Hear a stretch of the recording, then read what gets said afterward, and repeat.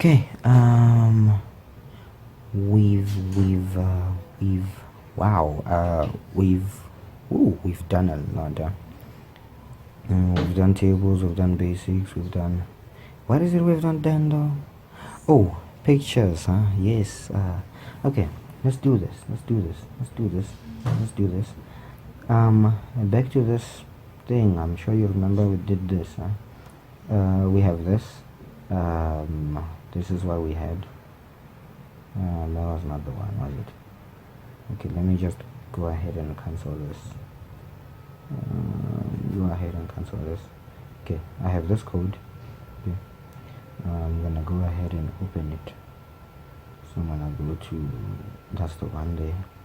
I'm sure you remember we were recreating something here. And oh, before I forget, you remember this table we have here? Now if you do check somewhere that this video you're watching came with the link, just go to that link. It will lead you to download. You can download this web page, and then after downloading this web page that I've created, you can try on your own to recreate this table. Just test yourself and see how you've gone. Okay, now back to what we were doing. Okay, now let's just put a picture here, a picture of something. Okay, let's find a picture somewhere here on the internet. Let's find a picture that we can insert here. Let's put a picture of who can I put? Let's put a picture of Stephen Hawking. Okay. Now understand something. Oh, that's Stephen. Oh, spelled that wrong. I apologize. Okay. There are two things you need to keep in mind when you're inserting a picture. You can insert a picture that is local or a picture that is external. Okay, by external I mean external on the internet. Okay, I'm gonna do both of them. Okay, here let's just say I wanna insert this picture. Okay, now to abide by the rules, I'm not gonna download the picture. I'm just gonna copy this link, copy the link address there. I'm just gonna insert a picture of Stephen Hawking there.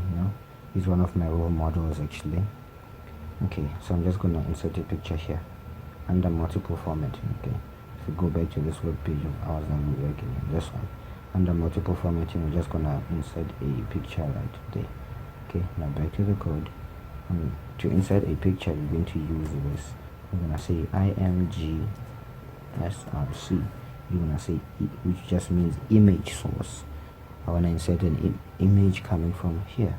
Okay, image source. Then you're gonna quote, and then you're gonna paste the location.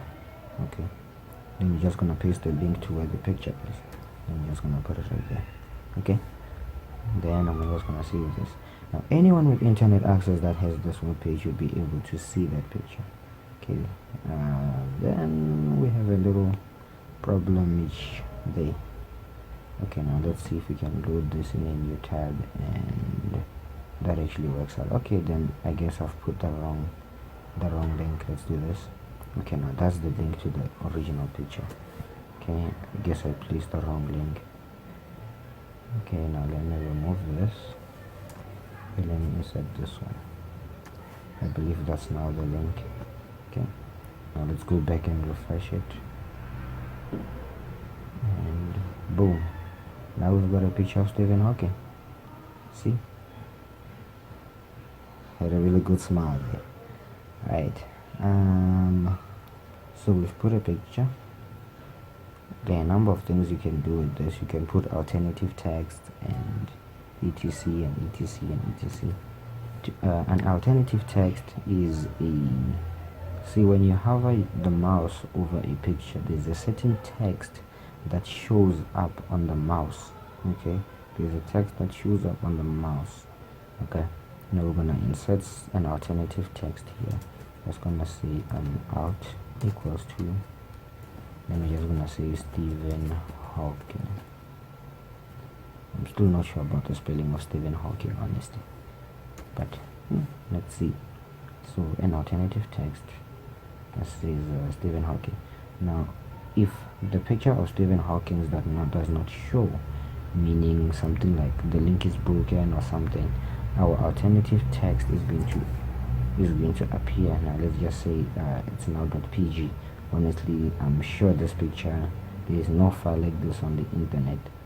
So now the link has been broken, the link is not put in correctly. Now if the picture is unavailable, it should show the alternative text that I've put in, which is Stephen Hawking's right there.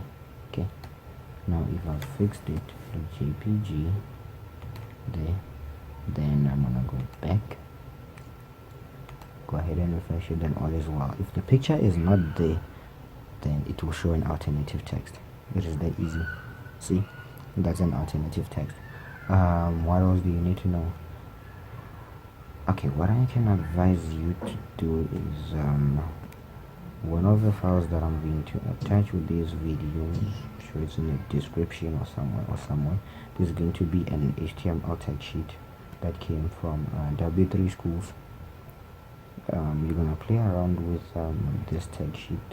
Okay, this is an HTML tag sheet which shows a number of tags that you can use and a description on how they work, you know, defining titles of work, fonts,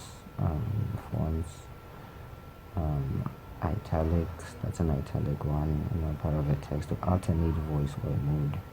You know, they actually explain things in a more complicated but detailed manner. Okay, so you have a look at that one and play with it.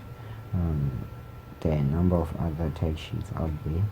I'm sure if you're writing your exam, you will receive an HTML tag sheet for you to use. They're pretty easy to use. They should have a description of what the tag means and whether it should have a closing tag and what the closing tag should be. That's if your tag sheet is explained in detail. Then I've got a number of other things you can then create, you know, tables, more complicated tables, something like this, where you can actually have cells that are merged. If you wanna challenge yourself with those, challenge yourself, you know, play around with it.